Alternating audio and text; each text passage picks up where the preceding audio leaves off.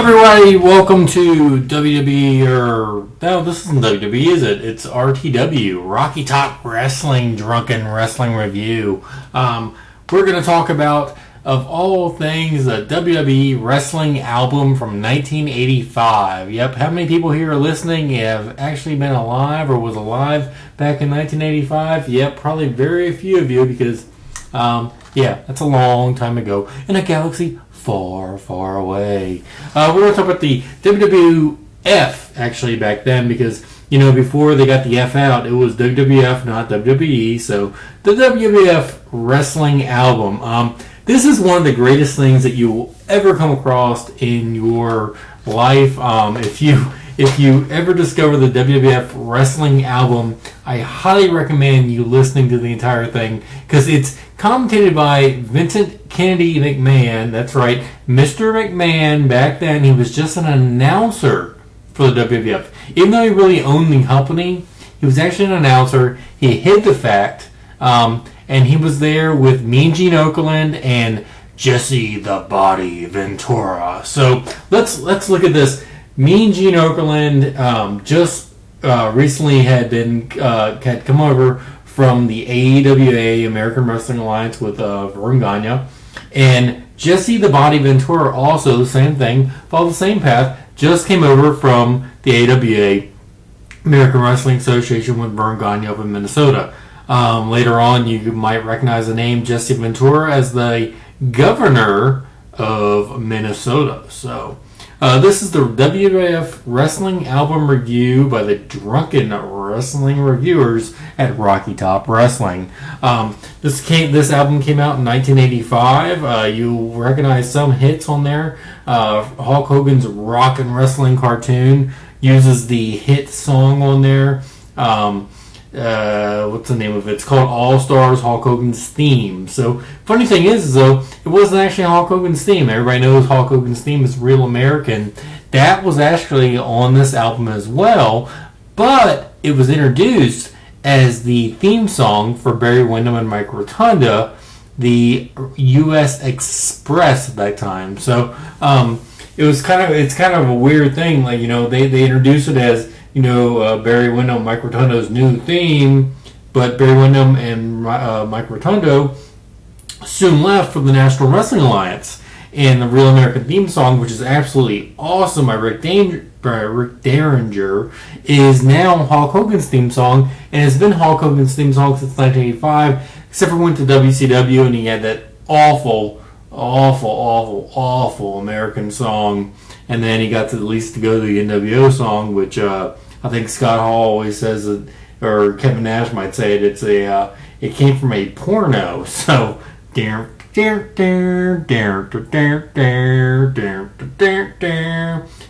the NWO song right there. You know, I can't sing our theme song now anymore since now I got the song now for it's the final countdown. So I don't get the chance to sing any songs anymore, but tonight I might be able to sing a little bit more because I can talk about the WWF Wrestling Album from 1985. So let's run right into it. You know, a lot of good theme songs came from this, and a lot of bad songs as well. One theme song that I will definitely say is one of the best theme songs that ever came along was Hillbilly Jim.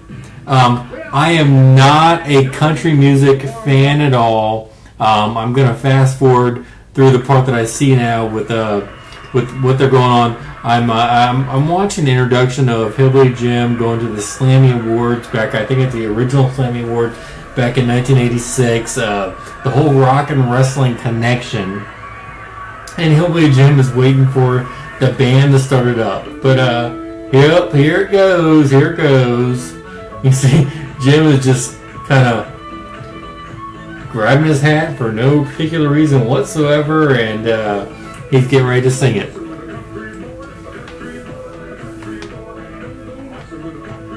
Because this will happen to you. This is hilarious. Like, this entire album if you watch this thing, it's great. Like, you've not only got wrestling, personalities involved. You've got Jimmy Hart, who of course was part of a band back in the '60s, but you've also got Rick Derringer, who, he's not a huge star when it comes to the music industry, but he was a decent enough star. And if you look really closely as you watch these videos, you will see some other very big stars, in the music industry. So here we are listening to Hillbilly Jim and Don't Go Messing with a Country Boy.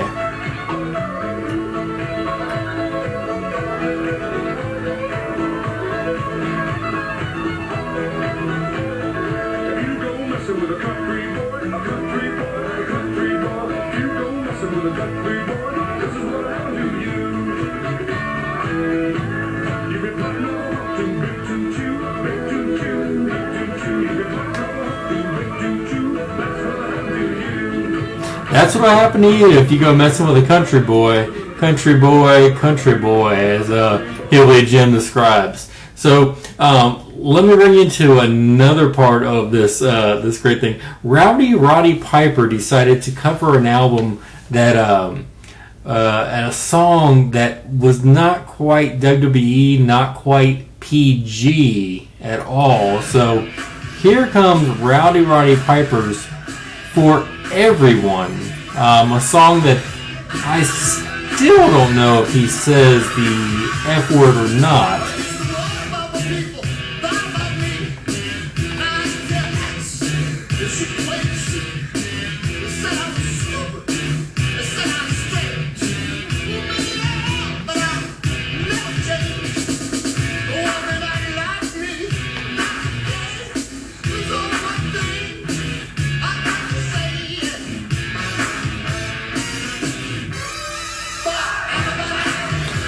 What did he say right there? Because I know the original song was F-U-C-K, everybody. But this is WWF back in 1985 trying to get across to everybody in the country. So I'm not really sure exactly what Roddy Piper said. Why don't you listen a little closer?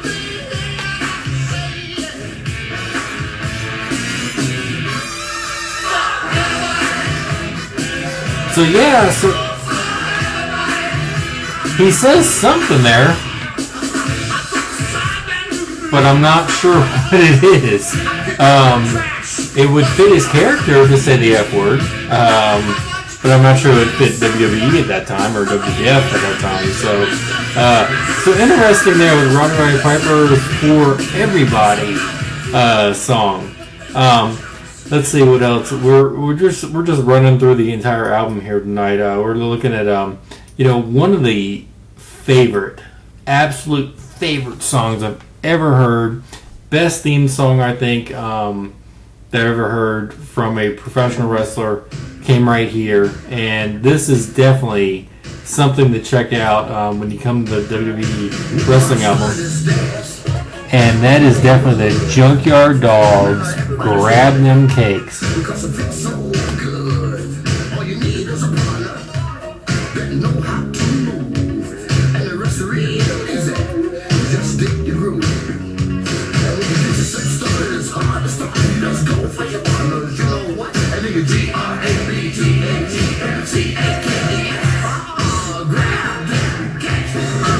JYD, honestly, came from Mid-South, did very little in the ring.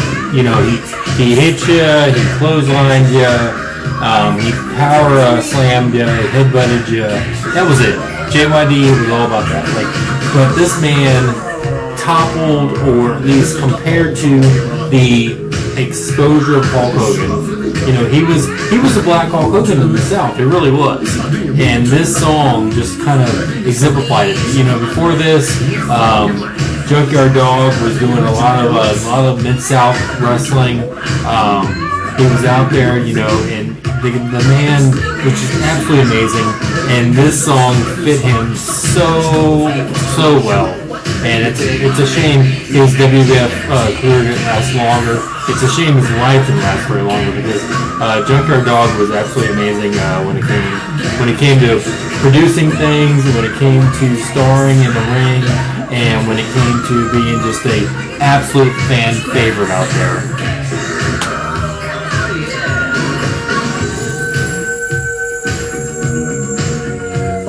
A little bit like a wolf man again. Oh, but it's a dog, baby. 310 pounds, nothing but twisted steel, a little bit of flexibility.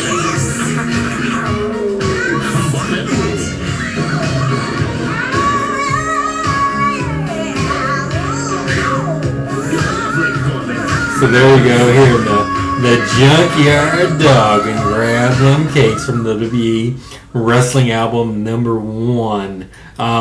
So yeah, can't forget the burp there. One of the all-time greats, and one of the WWE mainstays, as long as the was well with the AWA. You gotta talk about Mean Gene Okerlund. Theme song he still uses today. So this is amazing. It's 1985. You've got Mean Gene Okerlund, Macho Man Randy Savage, the Killer Bees, Junkyard Dog, Hillbilly Jim, Jimmy Hart, Ricky the Dragon Steamboat, Hulk Hogan, all involved in this album, 1985. Here it is, 2014, and these guys are still using these theme songs. Mean Gene Okerlund, every time he comes out, when he accepted the award for the Hall of Fame, he came up with a song. Hulk Hogan, when he comes out, he still comes out to Real American. This is absolutely amazing. I'm sure if Junkyard Dog was still around, he would do the exact same thing. Hillbilly Jim still comes out to this. He uses it for his podcast and his radio show on Sirius. So, absolutely amazing that this stuff is still relevant now in 2014 from 1985. That's amazing. The cast of characters that are involved in this is absolutely insane, and we're gonna get into that when we go to the next song, which will be the song with all the wrestlers, "Land of 1,000 Dances." So we're gonna roll right into that right now, "Land of 1,000 Dances," which is just an amazing. To think about it, 1985. You got to think about this. Wrestling had not broken kayfabe at this point. Okay. Wrestling had never broken kayfabe at this point in time. Here you have the good guys and the bad guys all together on one stage. You've got Greg Valentine, the Missing Link, the Fabulous Moolah. Then on the other side, you've got Paul Orndorff, Captain Lou Albano, the Animal, George Animal Steel. They're all over on the other side. The only thing that's separating is about 3 or 4 feet of stage. You've got good guys and bad guys. WWF, the professional wrestling in general, has never had this before. And now they're all out there singing "Land of 1,000 Dances."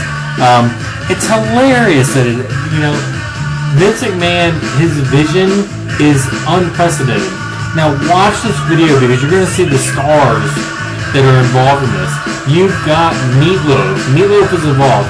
And somebody that most people will overlook during this entire video, somebody, the biggest star actually in the 80s, 84, 85, 86 was her 3 years. Cyndi Lauper. Cyndi Lauper is in this video wearing a wig and sunglasses, so nobody recognizes her. Cyndi Lauper, manager of Wendy Richter later on for WrestleMania 1, WrestleMania, was she in 2? No, I don't think she was in 2. But she was in WrestleMania 1. The Rock and Wrestling Connection with MTV. She's there.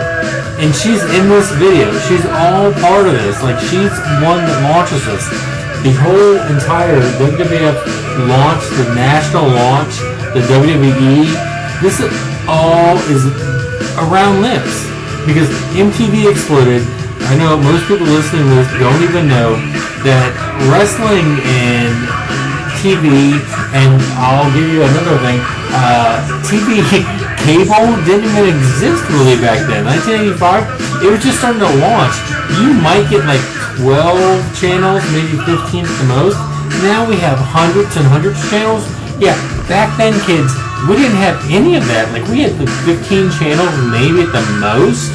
And you'd have to adjust the bunny ears on your TV to even see it. But this right now, Vince McMahon had the vision way back then. We didn't have the technology, but Vince had the vision to launch this, and it was absolutely amazing. So this is the land of 1,000 dances, where you have the good guys on one side, the bad guys on the other, and it was incredible. Meatloaf was there, and Cyndi Lauper was there, Roddy Piper, Hulk Hogan, Bob Orndorff. He had the Missing Link, Hillbilly Jim. Guys from all kinds of territories were coming up here, and Vince was giving them a shot to make the national campaign. And if they didn't, then they didn't. They were gone.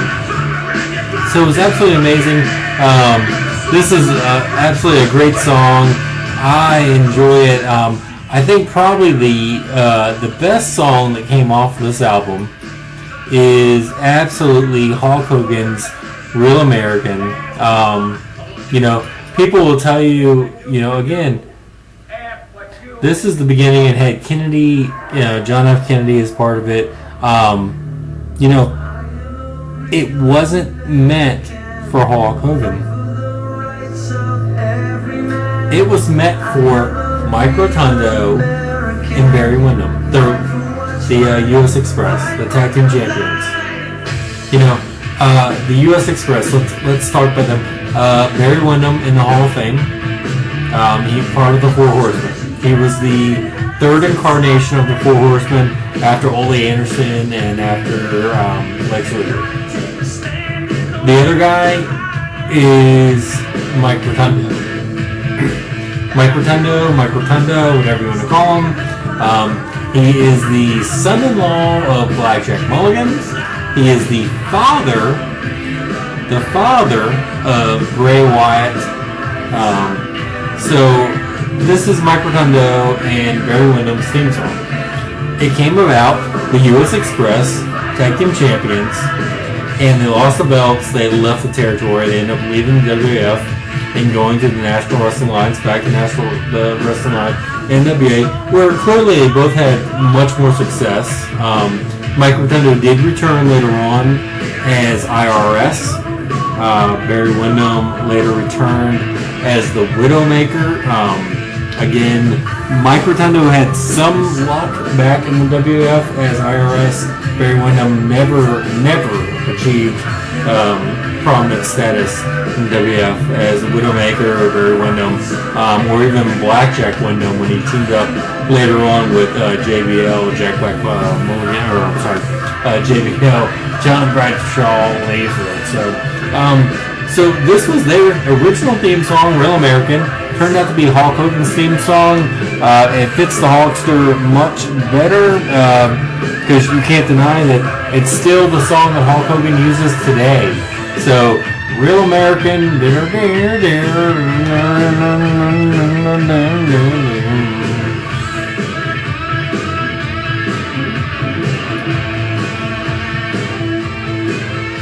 And the last song we're going to talk about tonight is a song by Nikolai Volkov. Yes, that's right. Nikolai Volkov actually had a song on the wrestling album, which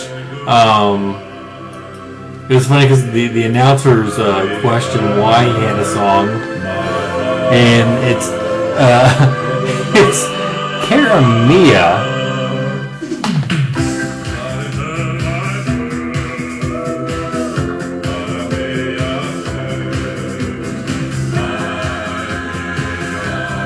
I'm not sure what language that's in, Cara Mia. But my gosh, Cara Mia. I feel this is again a reason why Vince McMahon is ahead of the curve when it comes to knowing what the audience wants and knowing how to get people over, because this song made Nikolai even more evil. On a wrestling album, a rock and roll album, to have Cara Mia as a song, it's absolutely amazing.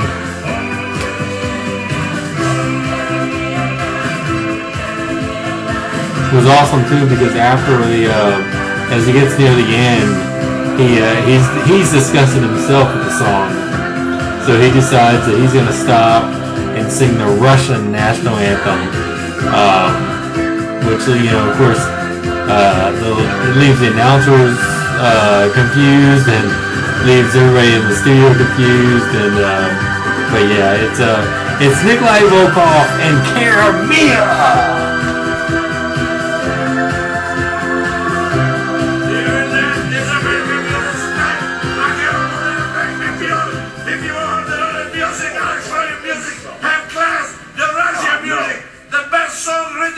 The song that most people sing to anybody else.